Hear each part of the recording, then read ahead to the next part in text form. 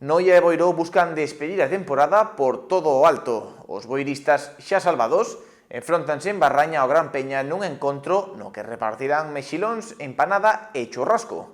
O Noia xogará no campo dun Betanzos xa descendido cun ollo posto no partido entre Arosa e Alondras á garda de poder acceder á fase de ascenso. Fase de ascenso, unhas palabras que a principio de temporada parecían impronunciables en Noia e que agora, a falta dunha soa xornada para o fin da fase regular, poden ser realidade no Julio Mato. O Noia figura sexto clasificado con 52 puntos, 2 menos que o Arosa, equipo que marca o acceso a playoff. Para lograr un fito histórico, os de Iván Carril precisan gañar no García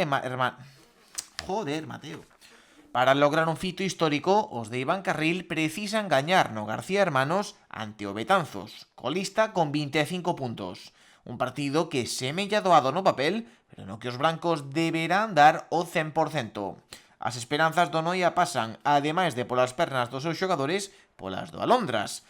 E é que os de Cangas xogan na lomba ante o Arosa. Só 3 puntos os separan na táboa, con precedente favorable para os do Morrazo grazas ao 2-0 da ida. Unha vitoria noiesa e unha derrota dos de Vila García auparía os de Iván Carril a toda unha fase de ascenso á Segunda Real Federación. Con máis tranquilidade xogará o seu encontro o Club Deportivo Boiro. A última vitoria a domicilio ante os Somozas selou unha permanencia que se lle resistiu aos boirenses e que agora permitirá celebrar este domingo cos seus na casa. Barraña será toda unha festa na que o clube despedirá a Liga con mexilóns, empanada e churrasco para os seus seareiros.